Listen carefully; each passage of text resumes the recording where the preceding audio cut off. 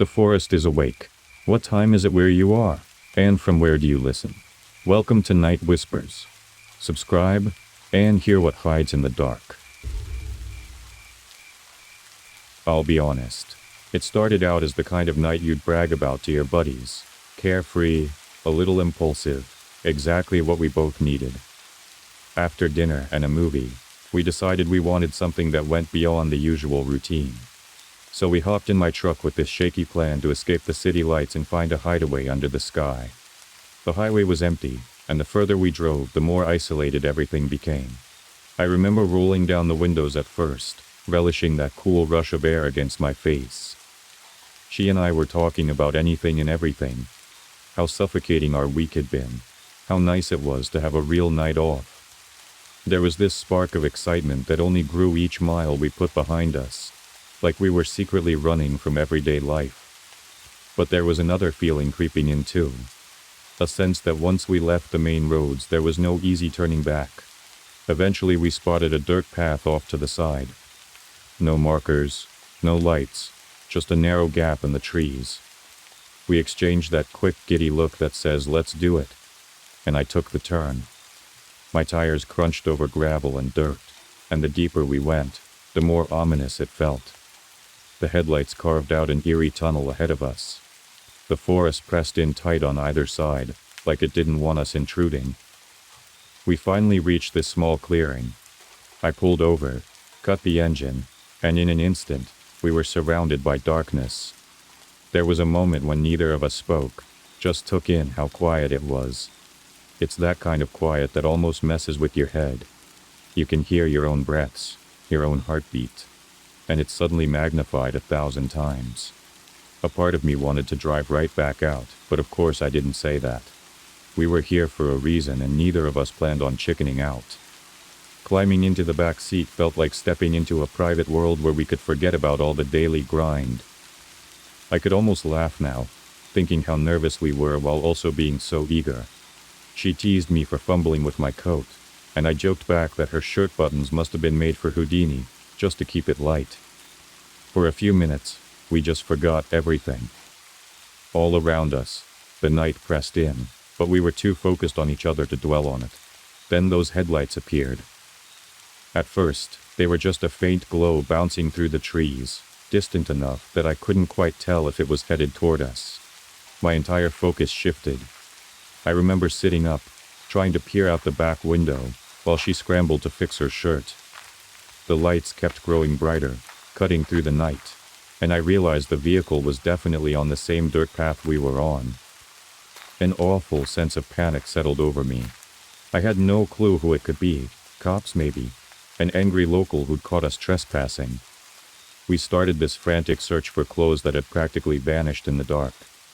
Shoes, shirts, everything seemed to have found the worst possible hiding spots. It was ridiculous and terrifying at the same time. My hands felt clumsy, my brain shouting at me to hurry up before those headlights rolled right into our clearing. By the time we managed to throw on enough clothing to look halfway decent, the lights were nearly upon us. I killed any idea of turning on my own headlights or starting the engine. Instinct said, keep quiet, keep still. Whoever it was, they pulled into the open space maybe 50 feet away, not quite facing us. My truck's black paint worked like camouflage in the shadows. I prayed that was enough. My eyes flicked over to her, and I could tell she was just as tense, her breath coming in shallow spurts. I could sense we were both thinking the same thing. This was a mistake. We never should have come out here. And that's where the night lurched from a fun little secret to something I still can't shake from my thoughts. We waited, hushed and rigid, watching those headlights burn through the darkness, while time seemed to stretch out painfully. I forced myself not to move, not to even breathe too loudly, completely unsure of what this stranger would do if they realized we were there. Suddenly, our romantic getaway felt like the worst decision we could have made. And there was no telling what would happen next. I stayed low in the back seat, barely daring to peek over the window's edge. The headlights illuminated a jagged outline of pine and brush just beyond the clearing. The old truck parked about 50 feet away from us, angling itself so that its own beams swept across the dirt. My ex was crouched beside me, clutching at my arm, and I could practically taste her tension in the stale cabin air. An eerie stillness settled in, as if the entire forest had paused to see what would happen next. Then I saw him step out. He moved like he had all the time in the world, shutting his door with a muted thud. My heart thudded in my ears. I couldn't tell if he'd spotted us, but he sure didn't act like it. Instead, he walked around to the bed of his truck and reached in for something. When he emerged with a shovel, I felt my stomach knot up so tight it hurt. He eased himself down onto one knee to test the ground, the dull scrape of metal meeting dirt louder than I would have believed possible. Every scoop felt like a jolt to my system. I wanted to whisper to my ex, to see if she was handling this any better than I was, but I kept my mouth clamped shut. Every warning in my head was telling me not to make a single sound. He continued digging, systematically carving out a hole. Dirt kept piling around him, creating a ring-like mound. I counted each thrust of the shovel, 1, 2, 3, like a twisted lullaby that refused to end. There was something cold and mechanical about how he worked. No hesitation or wasted movement, as if he'd done this 100 times before. I silently hoped maybe he was burying tools or some random junk, but my gut told me we'd stumbled onto something far worse. After what felt like an eternity, the stranger stopped. The shovel clanged against something in the ground. Wood, metal, I couldn't tell. A nasty grinding noise made me grit my teeth. He dropped to his knees and began prying at whatever was hidden underneath the surface. My mind spiraled. Could it be a sealed container? A bag of contraband? Or something that would keep me awake for months if I ever found out the truth? He finally tore it free. The shape was heavy enough that he strained to lift it, letting out a ragged breath I caught even through the window's glass. He staggered toward his truck bed, hauling this ominous shape along. When he hoisted it in, the weight landed with a grotesque thump. My pulse pounded so fiercely, I thought the vibrations alone would give us away. Then came the moment I'd feared. He leaned in close, rearranging it, as if to make sure it was secure for the ride. If he looked just a bit to his right, he might notice the silhouette of my parked truck. Part of me braced for the shock of seeing him whirl around, shovel in hand. But he never did. He tossed the shovel in next, slammed the tailgate, and slid back into the driver's seat without glancing in our direction. The truck's engine grumbled. For a tense moment, it stayed there, headlights still glaring at the gaping hole in the ground. I couldn't breathe. I feared he might step out again, maybe to double-check. But then the truck lurched forward, backing up in a clumsy arc before it crept down the dirt path and away from our clearing. I didn't move. I didn't speak.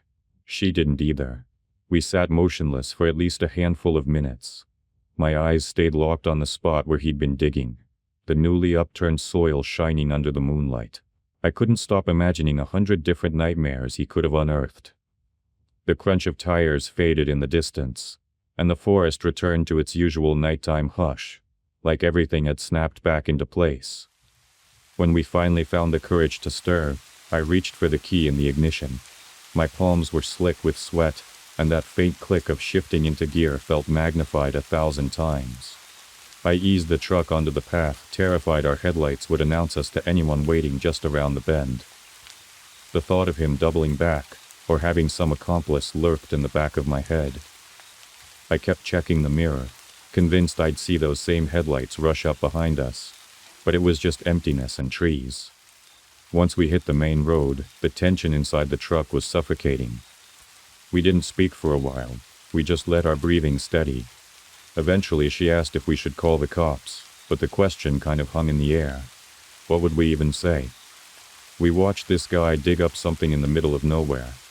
That's not exactly a solid lead, and honestly, I was afraid of inviting more questions than I had answers for. The whole drive back, my mind replayed the moment he lifted that strange object. I tried to rationalize that maybe it was just contraband, but my gut wouldn't settle. We'd glimpsed something way beyond ordinary. By the time we got near civilization, the night sky had shifted to a lighter shade, threatening dawn. It felt like we'd been in another world entirely, one where each step you take could lead you into a place you never wanted to see. Even now, Every bump in the road or stray car in the distance makes me jumpy, like a reminder of how quickly a situation can turn. That guy might be miles away, living his life without a second thought. But for me, those 30-odd minutes in the dark changed everything about how I view a lonely patch of dirt in the woods. Because sometimes, you drive out searching for a bit of freedom, and instead find a single moment that will never let you go. My friends and I used to live really close to a national forest. It was just a 10-minute bike ride from my place. And living in a boring small town with nothing better to do, we often went exploring in the woods in our spare time. We didn't know directions or anything, and didn't have cell phones with Google Maps either, so it definitely wasn't the safest hobby.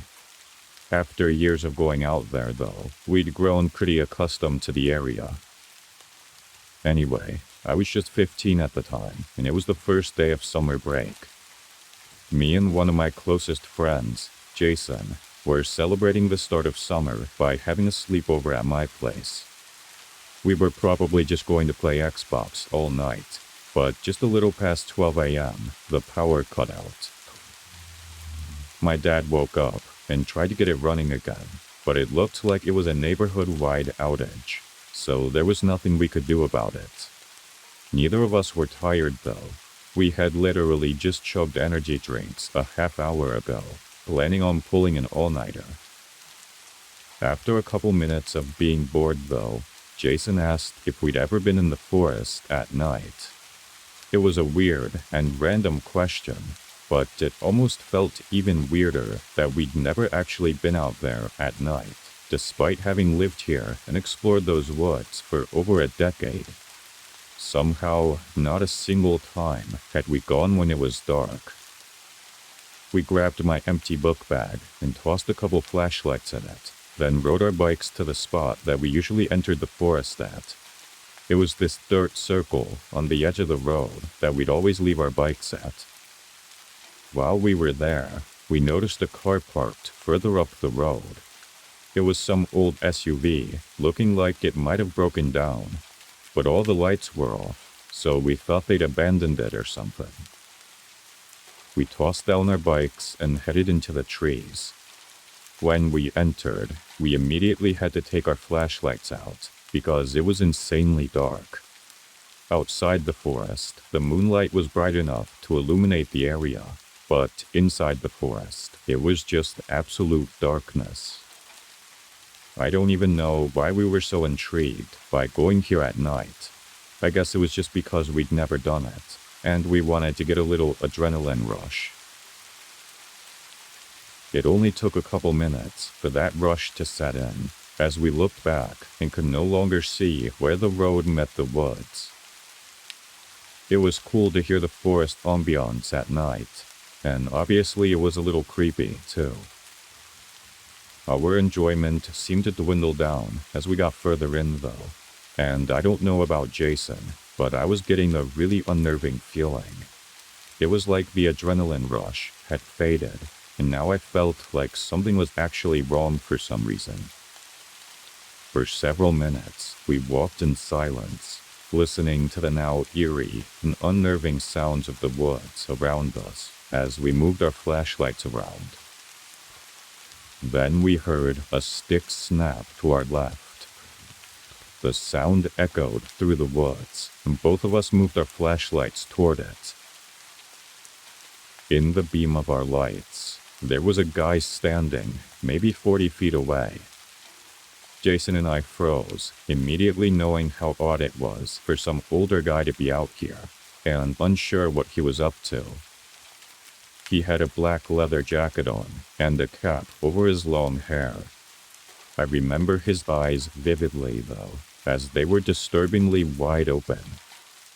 Somehow, it took a full 10 seconds of us staring at him, and him staring at us, before we noticed a shovel in his hand.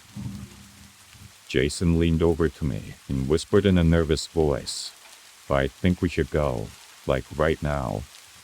That was enough to snap me out of it, and both of us hurried away, going back the way we came.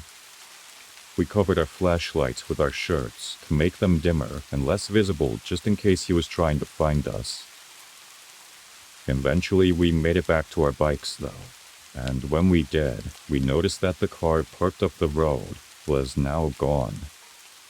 We hopped on our bikes and rode straight back to my place.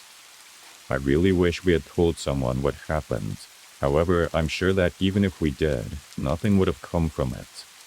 We couldn't see enough to know exactly what he looked like, or even what kind of car he drove. After that night, I stopped going in those woods, as I think if we had stayed any longer, or been any closer to that guy when we ran into him, we might have not made it back home. I still remember how my stomach twisted in excited knots that night. Mike and I had just finished a simple low-key dinner, one of those casual first dates where you're not entirely sure if you've impressed the other person. We were sitting in his car, lingering in the parking lot, both of us glancing at each other like we didn't want the night to end. That's when he suggested it. A midnight hike up Provo Canyon. Part of me hesitated. I knew the canyon could be ominous after dark, but I was riding a wave of adrenaline, eager to see where this new connection might lead. Without a second thought, I said yes, pretending I was braver than I felt. We left the comforting glow of streetlights and drove deeper into the canyon. With each passing mile, the usual hum of nighttime activity vanished, replaced by a quiet so dense, it made me lean forward in my seat. I caught fleeting silhouettes of towering cliffs on either side of the road, barely outlined by starshine. Mike kept tapping the steering wheel, seemingly at ease, but I caught him squinting at the unlit trailhead as we pulled over. Watching him reach for a flashlight gave me a small surge of reassurance, even if I wasn't sure that little beam could do much out here. Once we stepped out, the cold air wrapped around me. I tugged my jacket tighter, silently second-guessing my decision. Mike took the lead on a narrow path that cut between shadowy rock faces. At first, the atmosphere felt almost romantic. The crunch of gravel under our feet, the faint rustle of leaves overhead. It felt like we had this entire slice of nature to ourselves. But with each step, my awareness of how isolated we were grew. My breath started coming quicker, and I found myself checking the trail behind us now and then, half expecting something to emerge from the darkness. Mike still hadn't admitted he was nervous, but I noticed how he kept scanning the path ahead. He'd mentioned he was familiar with the area, yet his pace slowed every few strides, like he was trying to decide if we should go on or turn back. I kept telling myself that nothing was actually wrong, that it was just nerves playing tricks on me. Still, I couldn't deny the strangeness in the air, the way every sound, from our footsteps to the slightest breeze, felt amplified. Eventually we reached a stretch where overhanging branches blocked what little starlight we had. Mike flicked on the flashlight, and the beam wavered, casting frantic shapes across the ground. The path seemed narrower than ever, and I noticed that he gripped the light so tightly his knuckles turned white. We pressed on with careful steps. I thought about suggesting we turn around, but I didn't want him to think I was a coward. Maybe he felt the same, because neither of us spoke. That's when Mike halted. I almost bumped into him. He didn't move for a few seconds, and a sliver of panic surged through me. The flashlight beam grazed the dirt, illuminating a lump in our path, something that didn't fit the usual rocks and branches. My pulse throbbed. Mike shifted back, not daring to nudge it again. He raised the flashlight a little, and the beam flickered over rough ground, but I still couldn't make out what was lying there. The quiet pressed in, we locked eyes, and I knew instantly that we both wanted to run. Neither of us asked questions. We pivoted and retraced our steps with hurried intensity. Every bump of my shoe against the gravel felt thunderous. The flashlight swung back and forth, revealing just enough to guide us out, but I kept imagining silhouettes lurking beyond its edge. I didn't breathe easy until we reached the car. Even then, my hands shook so hard I had trouble fastening my seatbelt.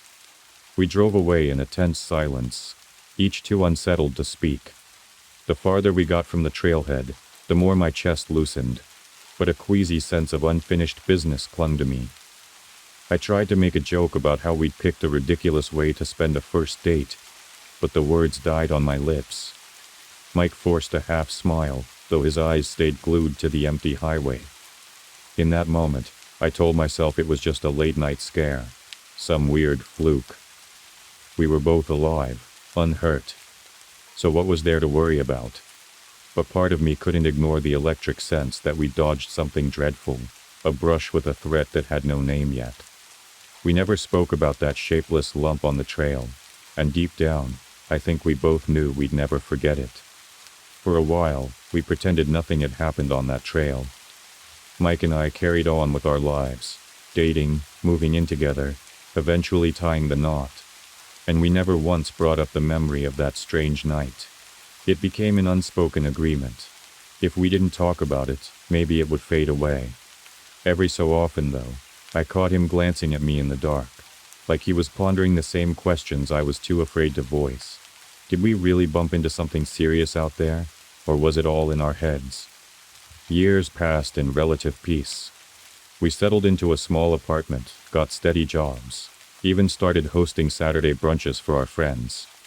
Life felt almost normal, until the evening we came across a television program about Ted Bundy. It wasn't the usual true crime special I might have tuned out. Something about the interviewer's tone made me pause. I can't explain it, but I felt a chill as Mike and I looked at each other. He froze mid-bite of his dinner, remote still in hand. On screen, Bundy talked with a disturbing calm, as though he was describing a casual outing. Then he was asked about the night he almost got caught in Provo Canyon. My heart began to pound so violently, I thought it might drown out the sound from the TV.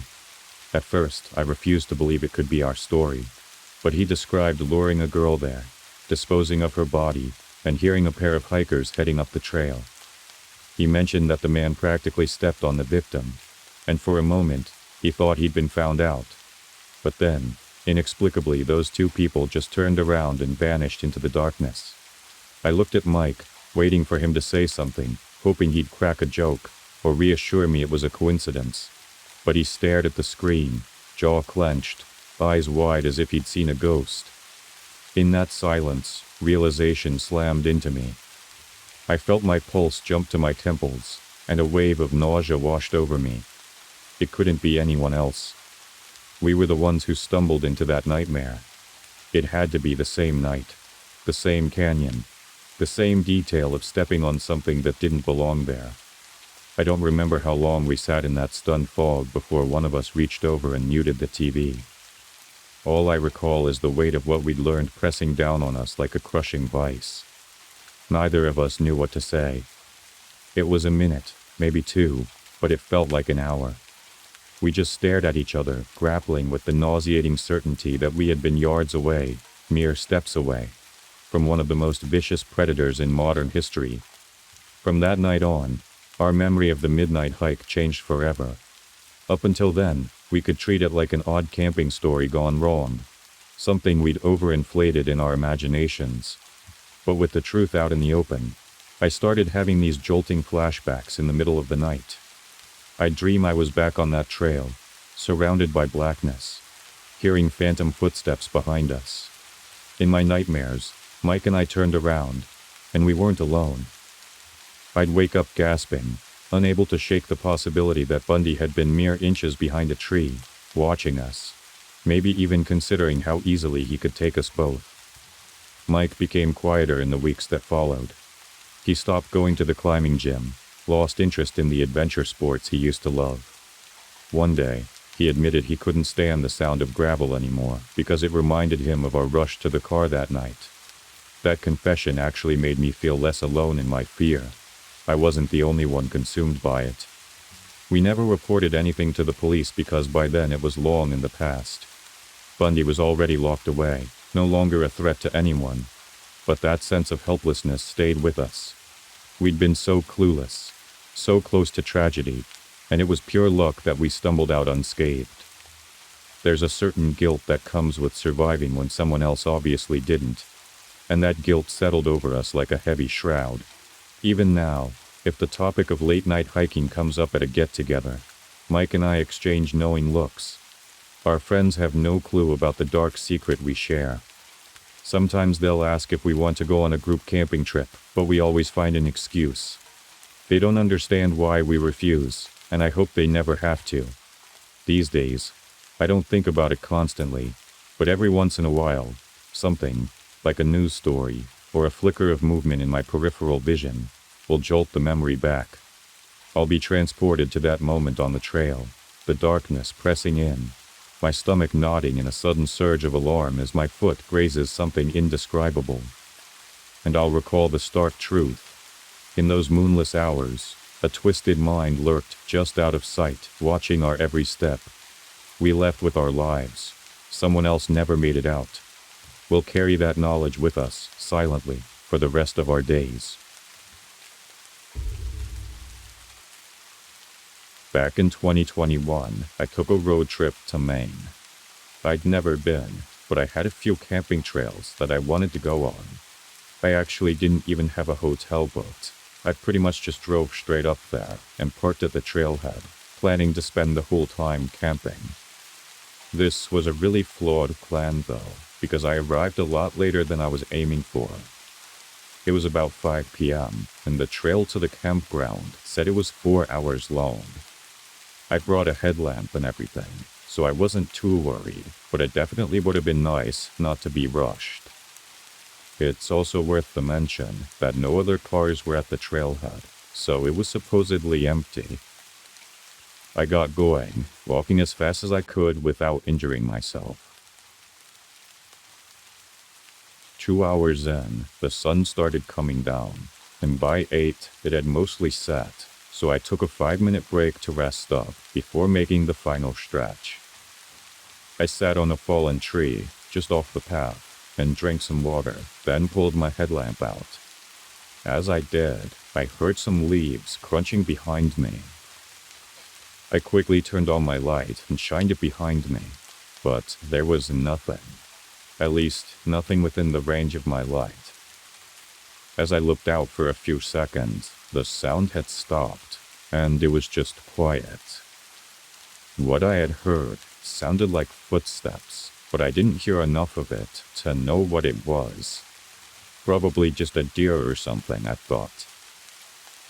I got up and adjusted the headlamp to my liking, then continued down the trail. It got increasingly darker over the next 30 minutes or so. I could no longer see any landmarks or views in the distance. The only thing visible was whatever was in the tunnel of light coming from my headlamp, so I was putting all my focus on making sure I stay on the trail and didn't lose my footing. Several times throughout the walk, though, I had to stop, thinking I heard footsteps again. Every time I would look out and wait, but wouldn't hear anything. I thought I was either going crazy or maybe being stalked by an animal. It definitely wasn't a good feeling, given my situation. When I reached the 4-hour mark, I started getting uneasy. I thought I'd be at the campground by now, and I didn't know how much battery was left on my headlamp, but it had to be getting low by now. Then, as I continued to walk anxiously through the woods, I heard it again. This time it was much closer and sounded exactly like a human footstep. I was almost 100% sure that that's what it was, enough to make me jump and turn abruptly. No one was there. There were so many trees and bushes though, and with my tiny headlamp on top of that, it felt like I really couldn't see anything.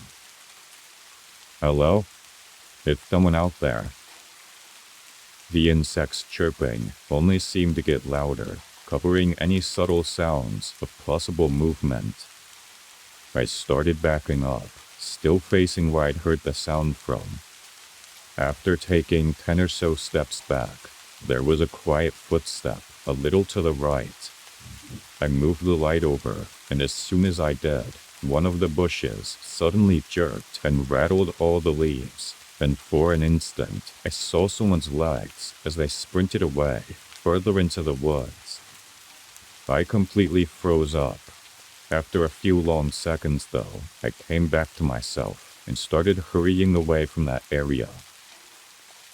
I found a spot a mile up the trail where I could hide out and discreetly camp out the night. I didn't get much sleep, but I never heard or saw the person again. It was pretty clear that they were stalking me, and I wasn't trying to get any deeper into the forest, so in the morning I headed back to my car. As far as I know, they lost track of me. Whatever their intentions were, it couldn't have been good. I bet if I'd made it to the campground, they either would have been waiting for me or have arrived later in the night to do whatever the hell they were planning. I always thought our lake cabin was a safe place. My family had been coming here for years, enjoying the still water and the sense of isolation we never quite found anywhere else. It's practically the middle of nowhere. No public docks, barely any cell service. On clear days, you can hear the echo of a loon or spot the occasional eagle coasting on a thermal. For me, it felt like a private hideaway. Earlier this summer, my husband and I got restless. We'd been eyeing the abandoned girls' camp across the lake since we arrived. It sat there like a faded photograph, peeling paint and warped roofs just visible through tangled foliage. Stories floated around about how the state let the camp rot after it closed, but nobody seemed to know the actual reason. Curiosity, or maybe a streak of recklessness, drove us to explore. We launched our canoe and headed across the water, the cabin's porch light fading behind us. The camp's shoreline was silent. The wind rustled through overgrown brush and scattered leaves across a narrow, sagging dock. Up close, the old buildings looked worse than I'd imagined. Windows were shattered, and the wooden steps leading up to what looked like the main house bowed under the slightest pressure. We climbed onto the porch, hearts thudding. The afternoon sun barely cut through the dusty glass. I took a deep breath, bracing myself for the stale, suffocating air inside. The moment we stepped in, I regretted it. Everything felt unsettling. The walls were stained by water leaks, the floor squeaked with every shift in weight, and the smell reminded me of a cellar that had been locked up for years. Torn mattresses lay scattered in what must have been a dining hall, and shredded curtains hung from rusted rods. We moved slowly, feeling an unspoken tension. My husband tried to lighten the mood with a half-hearted comment about old camp stories, but even his voice sounded too loud, too sharp in the hush. We poked around the first floor, examining cracked doorways leading into damp corridors. An array of footprints crisscrossed in the dust. Some looked recent, like boots. That alone sent a warning signal through my mind, but I kept telling myself it could be from hikers or curious locals. As we moved deeper, the place took on an oppressive quality, as though the walls themselves wanted us gone. Suddenly, I heard heavy thumps above. Steady, deliberate steps on the second floor. My chest went tight. My husband paused, eyes locked on the dark stairwell at the far end of the hall. The steps grew louder, and I realized that whoever was up there was moving faster, crossing the floor with force. My pulse hammered. We both froze for a split second, not sure what to do next. In a surge of panic, we bolted back the way we came. The front door was our only target. Behind us, those footsteps thundered in our direction, as though determined to catch us. I yanked the door open, practically throwing myself outside. We sprinted around the side of the building, hoping to stay out of sight if the person, or whoever it was, came bounding out. My lungs burned, and all I could think was that we'd trespassed into something we shouldn't have. Just then, the porch boards groaned again, louder, heavier. We scurried into the tree line, ducking behind thick branches. The undergrowth snagged our clothes, but we pushed forward, hearing someone stomping just beyond the corner of the house. I couldn't see a face, just heard an aggravated movement, like they were hunting for intruders. I nudged my husband to keep going, neither of us daring to speak. We stuck to the outskirts, making a wide loop around the lake. Our canoe bobbed innocently where we'd left it, but we couldn't risk drawing attention to ourselves. We took a path through brush and mossy ground, nearly tripping over roots and fallen logs. Every rustle in the woods made me flinch. It felt like we were being followed, even though I couldn't pinpoint any new footsteps. The crackling of leaves came in irregular bursts. Could have been an animal. Could have been something else. By the time we stumbled back to our own dock, the sun hung low over the water. I leaned against a post, breathing hard and staring at the far shore. The old camp looked like a dark silhouette, silent and menacing. My husband slumped beside me, both of us drenched in sweat. We didn't bother with explanations at first. The panic on our faces said plenty. My family hurried outside, alarmed by our condition, but all we managed to do was stammer about heavy footsteps and a chase we never wanted. We left the canoe behind that day. In our minds, it wasn't worth risking another encounter. I kept thinking about those stomping steps overhead, how quickly they transitioned from a slow tread to a charged run. Maybe it was just a squatter, but I can't shake the uneasy feeling that there's more to that place than we'll ever understand. We ended the evening holed up inside our cabin, glancing at the windows as dusk settled in, anxious about a lake that suddenly felt far too close to something horrifying. I spent the rest of that afternoon glancing across the water, hoping the abandoned camp stayed quiet. My sister and her husband huddled inside the cabin, still shaken. Dad paced around the porch, tapping his foot, clearly thinking about the canoe left behind. As evening approached, he finally said we needed to retrieve it. I didn't like the thought, but he insisted it was better to handle it while we still had daylight. We set off in our small fishing boat just as the light began to soften. The lake was too calm, almost like it was anticipating something. I sat at the bow, trying not to stare at the dark outline of that crumbling main house. Memories of my sister's story kept bouncing around my head, footsteps pounding above, that frantic chase through brush. I told myself it might have been a lone camper or some drifter, but that did nothing to settle my nerves. By the time we pulled our boat onto the shore, the place felt different. The air was heavy, and the old buildings loomed ahead like warped silhouettes. Dad hefted a flashlight, even though we still had a little sunlight left. We moved forward, both on edge, neither one wanting to speak. It felt like even our voices might invite something unwanted to come closer. The closer we got to the main house, the more uneasy I became. Warped steps led up to a door that hung crooked on its hinges.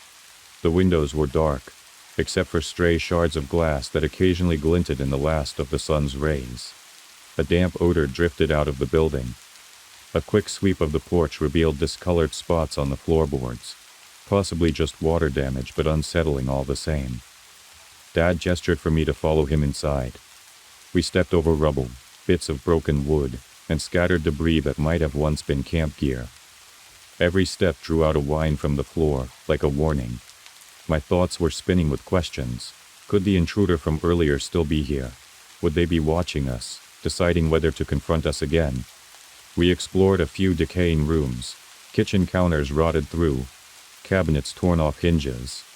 A corridor led to smaller bunk areas, with sagging bed frames and ancient mattresses covered in dust. I kept feeling like something watched us from behind a doorway or a corner, just out of sight. Dad pushed open each door carefully, shining the flashlight around the gloom.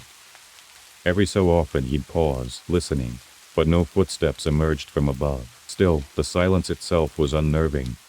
My pulse throbbed in my ears, and I kept turning around, convinced something might be creeping closer.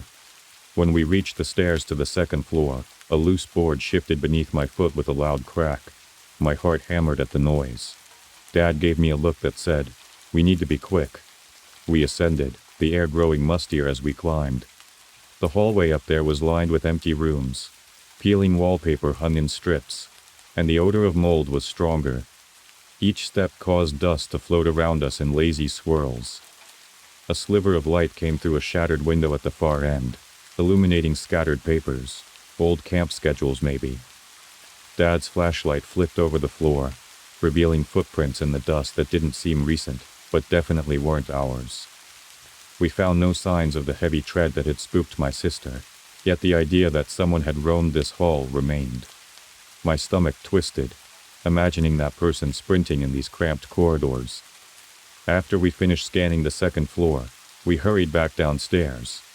A faint echo reached our ears from somewhere outside. A metallic clang, or maybe just a piece of loose siding flapping against the wind.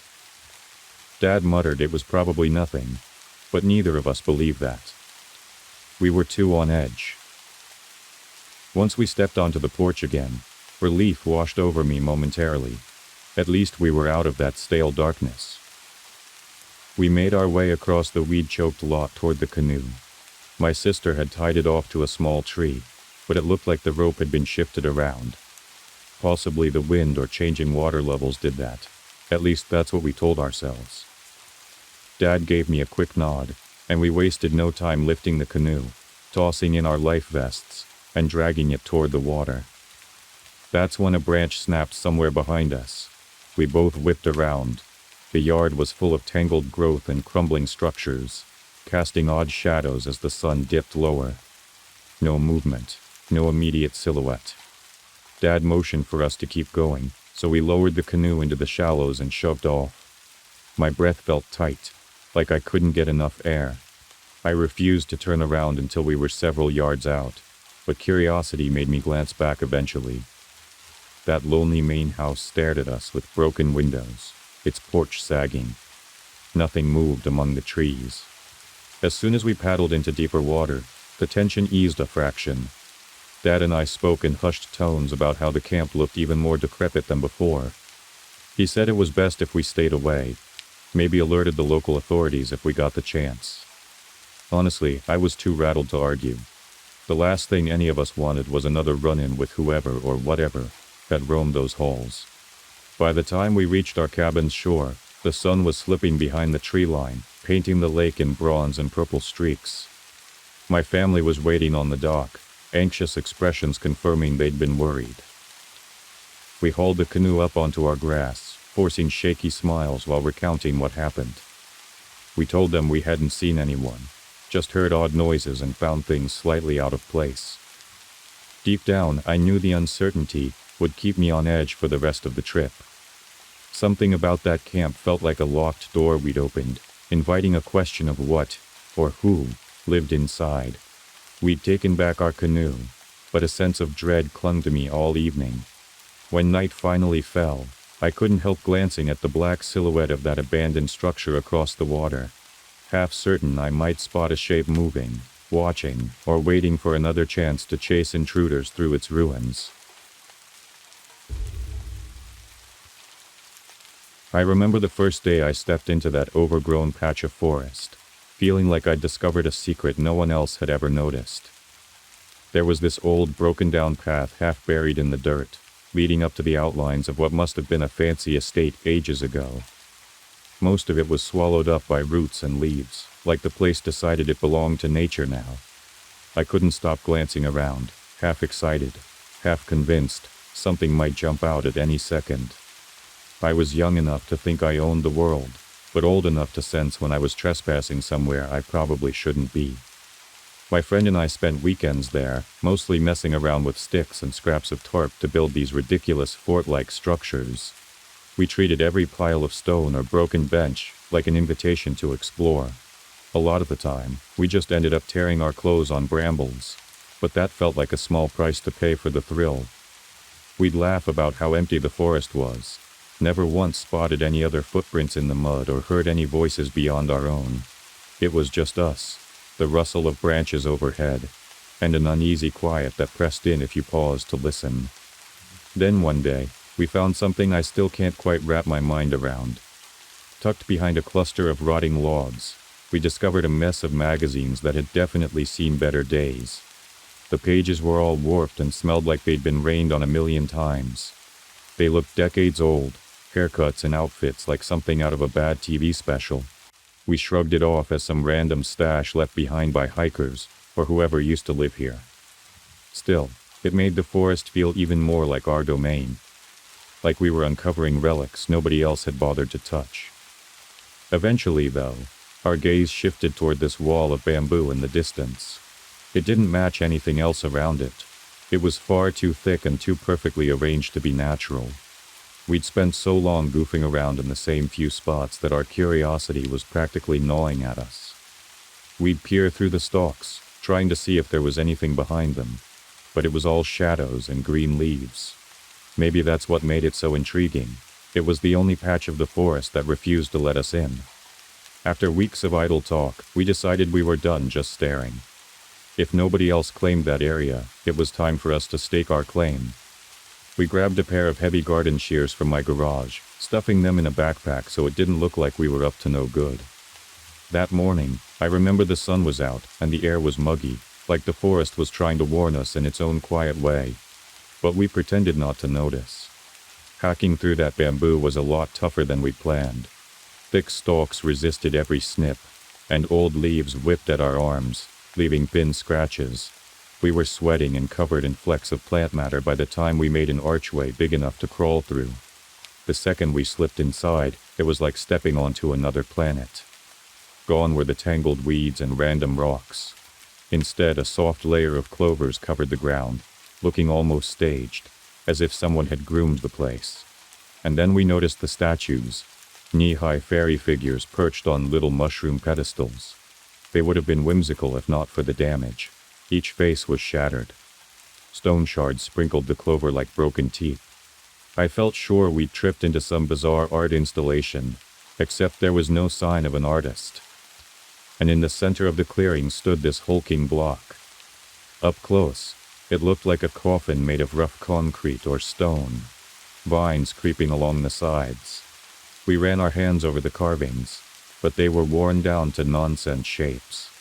Of course, we had to see if we could lift the lid, because that's what impulsive kids do. But it wouldn't budge, not even an inch. Eventually, the sticky heat and the pressing hush of the place got to us. We backed off and made our way back through the bamboo. Once we were out, we practically raced each other to the nearby playground. Sitting there on the swings, breathing in the normal afternoon air, everything felt a little less intense. But underneath our forced laughter was that shared awareness. We'd found something off limits, something we couldn't just forget. Part of me was thrilled. The other part was screaming that we should leave well enough alone. Even then, I knew we weren't going to stay away. Curiosity gnawed at us, and the forest had become our personal kingdom. That coffin, those smashed fairy statues, the eerie hush, it all pulled me in, even though common sense said to walk away. The day ended with me wandering home in a daze, telling myself I'd keep it secret from the adults. Like they wouldn't believe me even if I tried. I couldn't stop picturing that broken ring of bamboo, leading into a silent circle of green. And I couldn't decide if I was excited or scared out of my mind that we'd actually go back. I woke up the next morning under a sky so dim it could have passed for dusk. Low-hanging clouds pressed down on the neighborhood, like the heavens wanted to warn me off. But that only fed my sense of determination. The images from the previous day, those broken fairy statues, the silent carpet of clovers, that solid slab of rock, had become an obsession I couldn't push aside. My friend and I met up at the corner of our street, each lugging pieces of plywood and worn metal sheets, convinced we were about to build the world's most hidden den. The walk to the forest felt different this time. A breeze hissed between the branches overhead, and the ground seemed soggier than usual, swallowing our feet as we trudged along. We joked about how we were making a fortress, but there was a tension in our voices that we tried to hide. Every step closer sent a flicker of dread through my mind, but I kept telling myself it was just nerves, childish fantasies. This was our place, after all. If anybody had a right to it, we did. When we reached the bamboo ring, we slipped through our makeshift opening. The clearing was exactly as we'd left it. Thick, vibrant clovers underfoot, and those smashed fairy statues still perched in eerie half-poses on mushroom pedestals. With the dark sky overhead, the clover's bright green looked almost luminous, as if drawing attention to every stone shard on the ground. No birds, no rustling leaves, just an unsettling hush that reminded me of a held breath. My friend and I set down the wood and metal sheets, then started hammering and propping things up to form a rough frame. That clang of metal on metal clashed sharply with the silence, echoing around us in a way that made my skin crawl. I kept throwing sideways glances at the big stone coffin in the center of the clearing. It still had those twisting vines draped over it, and the worn inscription along the side hinted at a past no one remembered. Part of me wanted to go near it again, see if maybe I'd missed some detail before. But I was afraid that if I touched it, something would happen that logic couldn't explain. We kept working, trying to keep up the bravado with forced jokes. I remember us giggling about how we'd never have to worry about other kids barging in. Nobody was messing with a bamboo fortress in the middle of nowhere. Our laughter sounded hollow. Each time the wind gusted, the stalks of bamboo rattled like bones clacking together, and a current of dread sparked in my stomach. Then my friend let out a jarring yell. Before I even turned around, the tone of his voice told me everything I needed to know. I dropped the rusted nail I was holding, spun on my heel, and saw him stumbling backward. His eyes were locked on the coffin, and I followed his gaze. The lid that had refused to shift even a fraction the day before was now moved aside, leaving a narrow gap. Ivy tendrils that had once draped over the seam were snapped or hanging limply, as though something had forced its way out. For a moment, I stood frozen in place. A stale, almost earthy odor wafted from that dark opening, and my mind conjured all kinds of grim possibilities. My legs practically twitched with the urge to run, but I took a single step closer, just enough to see a slice of that void inside. Nothing was visible, just pure blackness that seemed to absorb any light. My friend whispered something, maybe my name, and it broke the trance I'd fallen into. We didn't need to say a word to agree on our next move. We bolted. The instant we dashed out of the clearing, the sky opened up with driving rain, as if it had waited for the most dramatic moment. Blinded by water splashing into our faces, we tore through the woods, thorns slashing our arms. That hush that had suffocated the clearing vanished, replaced by a thunderous rush of wind and our own ragged breath. My lungs burned by the time we crashed onto the muddy path near the neighborhood playground. Rain hammered the metal slides and swings, and the few people walking nearby gave us odd looks. We staggered under the shelter of an old oak, crouching like we were being chased. Nobody else seemed alarmed. They couldn't sense the fear we carried. Neither of us talked for a long moment. There was no joking about forts, no bragging about secret hideouts, just shaky exhales.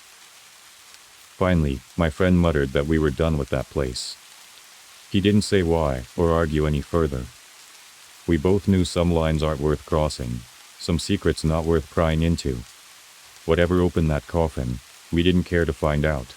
We never bothered to go back for the wood or metal sheets we'd dragged in. Even when the weather cleared and the next weekend rolled around, we couldn't summon the nerve. Any time one of us brought it up, an uneasy chill settled between us, like we were recalling something that should have stayed buried in our own minds. Our private kingdom had turned on us, and all I wanted was to forget the sight of that stone lid pushed aside, inviting questions I never wanted answered. I own a cabin in Idaho, right on the western edge of the Rockies. It's just a small place, nestled away in the forest by the mountains, that I go to a couple times a year for short getaways. This was in 2019. I had just driven 8 hours north to get to my cabin and arrived around 8 p.m. The last mile was down a dirt road that sometimes grows over, but luckily I made it with no issues. I turned on the generator at the side of the cabin, then hauled my luggage out of the truck and up to the front door, unlocking it and getting inside. It was a little colder inside than I was expecting, and when I turned on the lights, I saw why.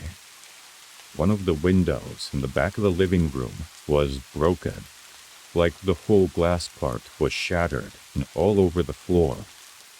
I was obviously really concerned, so I did a quick walkthrough of the house. Everything was in place, nothing was gone, and there were no signs that I could see of anyone having been inside. So I figured it had to have been an animal, maybe even a curious grizzly. Seeing as everything else was still in working order, I didn't worry too much about it, and continued with unloading my luggage. It was too late to run back into town to grab a replacement window, so I just nailed a throw blanket over the open window, I went back outside one more time to get some firewood, threw it in the fireplace, and got the cabin nice and warm. I laid on the couch and opened a book, settling in for the night. With the broken window, I could hear the nature sounds from outside, and it was really peaceful. It didn't take long for me to get sleepy. It was probably 11 o'clock. I got up and refilled the wood so it'd keep the place warm throughout the night, then shut everything off and went to the bedroom. I set an alarm for 7 a.m. and drifted asleep. In the middle of the night, my body jolted awake, and I instantly sat up. I looked over at my nightstand. It was 1:24 a.m. My heart was pounding, and it felt like I'd woken up from something sudden. At this point, I didn't know if it was just a bad dream I had, or something else. I was honestly really confused. The cabin was very quiet. All I could hear was the soft crackling of the firewood in the living room. I got up from the bed and walked over to the door, carefully opening it and looking out. The red glow of the fireplace illuminated the cabin enough for me to walk through the short hallway. The first thing I saw was that the blanket had fallen from the broken window. Then I saw muddy boot prints on the blanket. I followed the tracks with my eyes, going straight from the window and into the hallway I was standing in. My heart continued pacing as I turned around and saw the prints going up to the bedroom door I just came from. I walked back toward the room and felt the absolute horror set in as the boot prints went into the room and up to my bed. My mind was racing now, and I didn't know if this person had just come in and left for no reason, or what the hell was going on. But after a closer look, there were no boot prints leading away from the bed. My body felt numb for a moment as I almost uncontrollably knelt down and looked under the bed. Before I even fully bent down, I saw the outline of someone's hand. I immediately jumped back up. I was so terrified, I slammed my shoulder into the doorway, trying to get out of there frantically. I grabbed my car keys and bolted out the door. In the rush, I never got my phone, so I had to drive all the way into town and to the police station. We didn't get back to the cabin until an hour after the incident, and whoever had broken in was gone. I still don't know what the hell really happened that night. I think I must have woken up from them crawling underneath my bed and probably bumping into something. But why they were there to begin with, or even why they broke in, I have no clue. This was 5 years ago, and after 2 years of being too afraid to go back to the cabin, I thought about selling it. However, I couldn't have it on my conscience if something were to happen to whoever bought it, so I took the listing down. The cabin has been abandoned for the past 5 years, though I'm almost certain that during that time, it's had some unwelcome visitors. Thank you for staying with me until the end. I hope tonight's stories kept you company in the dark. Sleep well, and if you enjoyed this, don't forget to subscribe. Good night, and see you in the next one.